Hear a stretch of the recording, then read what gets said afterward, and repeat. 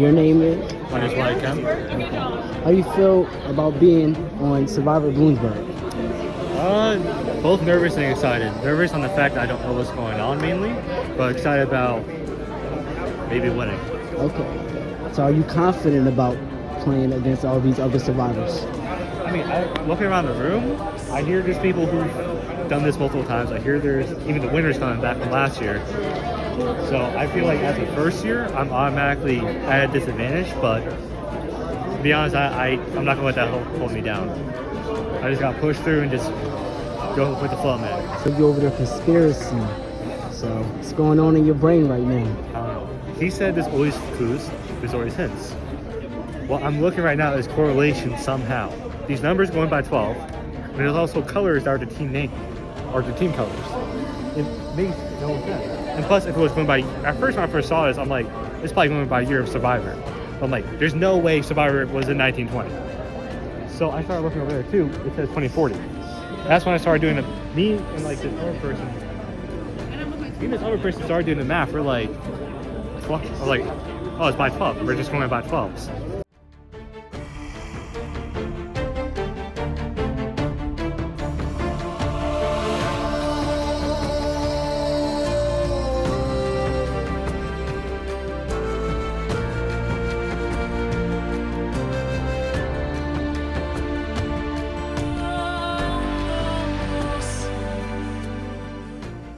We started out with 38 players for season 3 of Survivor Bloomsburg, but 3 of them immediately got eliminated because they weren't in attendance.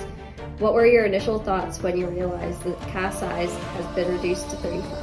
I mean, going from 38 to 35, it didn't seem like too big of a deal to me, but you don't know who those people were, you don't know how they could have affected the game, you don't know how beneficial they were, so it's just really a mystery what they could have done. Your preseason promo videos, you stated that you were coming into the game with some pretty unorthodox strategies. Can you elaborate on what those strategies were and were you actually able to use some of them? What I was going to plan on doing at first was try to figure out who I could use as an advantage. Like, what people I could trust the most and what people I could maybe use their trust against. I was planning to become a villain. Like, I was planning on it, but obviously that didn't happen. Your first impression of the other players that when you met them in the ballroom lounge prior to the doors opening, and did you know anyone coming into this game and form any pre-game alliances? One of the kids, Michael, me and him live on the same floor in Columbia, so I knew him. Evan, really cool dude, he also joined us. He was a part of the flying team. And the rest of my team, I couldn't really get like a good judge off them initially, but later on I kind of figured out someone nice, kind of like scheming, just interesting.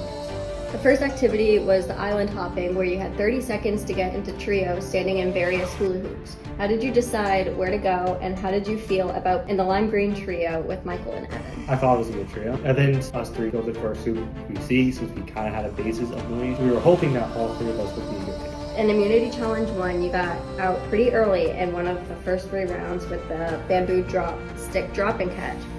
How did you feel about the challenge and what impacted your results? I liked the challenge. I didn't really make it that far when it got more difficult because I got myself out by practicing and missing it by accident. So, I mean, I thought that challenge was fun, but I didn't really get too much of it. But also kind of helped me figure out like a good basis for like more people I could get to know. After Immunity Challenge 1, that trio selected gold as their team color and were named GIBBON. They then selected 3 other trios to officially join them for the season as Gold GIBBON. How did you feel about them selecting your trio? Did you have any concerns about it? No, I didn't have any concerns because off the bat I thought this was going to be a good team. And I thought, just by looking at it, we had the people who won the first challenge, the other people who played like previous seasons, and then us and the other group were just like still beginning, but we still had a very good idea of what to do. Since GIBBON earned immunity from the first tribal council, you got to sit out the next challenge and your new team had more time to get to know each other. What did you learn about some of the other Gibbon players, and did you try to form any alliances with them? I just tried to get to know all of them. We really didn't go too much further besides like getting to know each other's names, our year, and like our majors. That was the basis, but there were people who were talking to, some people in the group were talking to like Dane, Michael, and Evan. The monkey relay, you did Station 6 with the barrel of monkeys and Station 8, pop, lock, and win. First, tell us about how you chose those stations. I didn't get to choose any of the stations. I was put at Station 6, and then since I was already kind of getting on track of figuring out the code for Station 8, they just kind of put me there. So I didn't really have much of a say, but just trying to check out the demo. Was it like that for the entire team? Like, it was just kind of like, you go here, you go to this station? No, everyone said like what they want to do and all that to give them, and I was trying to say what I want to do, but I got put somewhere else. We got stuck on Station 8 because we couldn't figure out the padlock. We had the right code, it's just the padlock wasn't opening. So. Gibbon had a huge lead when they arrived at the final station, but you all struggled with the lock combo and opening it up. Tell us about how it made you feel that you couldn't open up the lock. It made me feel really bad because that was kind of the one station I had full responsibility of, and we still failed that one. Determine what numbers it might be. So I was looking around the room at first when I first came in, and I saw like the unit. Then I saw the papers under a certain number, and I started paying attention more. So then I started noticing how were they put up. Like one paper, like two papers were taped together to make one long one under 32.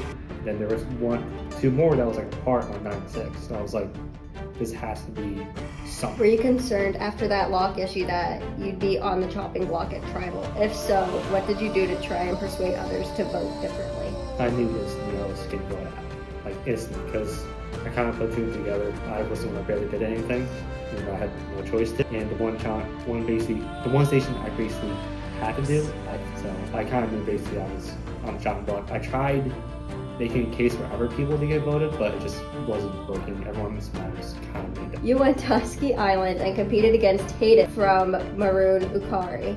You chose to play the final challenge rather than going immediately home. What impacted your decision? I knew I messed up for my team. Yeah, I knew if I did go down without a fight, or at least tried to make it back, I would have put them down even more. So all I had in my mind was just like, I had to make up to them somehow. In the first challenge at Husky Island, you clearly dominated the Kahoot quiz about Survivor Bloomsburg. Tell us why you feel you did so well, and how did that make you feel at that round? More of the questions were focused on the room when we first came in. I think I was paying attention to that more than what Hayden did. So I think that gave me an advantage automatically. In the second challenge at Husky Island, you struggled with the coat hangers and only managed to score 1 point. Tell us about how that made you feel. Discouraged that I couldn't get more than one. What was your strategy with trying to spin the coat hangers? No strategy. I didn't know what was too light, what was too hard. I just didn't know. And with the 6 hangers, I still couldn't get a feel what was right. In the final challenge at Husky Island, where you had to stand on the highest stepping stone and maneuver your ball through the wooden maze, you fell off the stone very easily in the challenge and you were eliminated. What impacted you falling off the stone? I have like light feet, so I knew automatically like I could only fit kind of 1 foot on there. So I was like, well, this is good, I guess. Which team would you have chosen to join for episode 2? Would you go back to Gibbon, or would you try another team like Bonobo or Ukari, and why? I messed with some people on my team originally. There's also people I did not mess with. If I would have went back to gold, I would have been in the same situation if we lost. So I think I would have went to one of the other two. Do you have in mind what one you would have picked? Like Bobo, because it sounds cool. What did you learn about yourself by participating in Survivor Bloomsburg Season 3? I held myself back. I could have did a lot more than what I did. And now I learned that I just can't keep going back. Of all the remaining players, who do you see as some of them who can make it to the final 4 of this season, based on either episode 1 or video promos that you saw or previous seasons for those returning? So this isn't based off like who I think will win, this is who I want to win. There were 2 people who came up to me and actually talked to me after I got officially eliminated. Dane and Mars, I hope one of them to make it all the way. And also Lime Team, Michael, and Evan. What do you feel makes the Survivor Bloomsburg experience so unique and fun to do or even watch as a spectator? You don't initially realize how nerve-wracking it can really be when you're competing. At first, I thought it was just going to be fun and easygoing, but quickly realized that it was really nerve-wracking. Is there anyone you would like to thank who was supporting you in the campus competition, like your friends, your family? Shout out Michael, Evan, Mars, and Dave. Those four had my back. I'm rooting for you four. Tell other students why they should consider applying Survivor Bloomsburg Season 4. What would you tell them? It's a great way to meet new people. You meet so many different kinds of people there. You had people like Evan, who was just nice, kind, going, could just talk to anybody. Then you also have Joe, who was older, but didn't let that stop him from talking to anybody.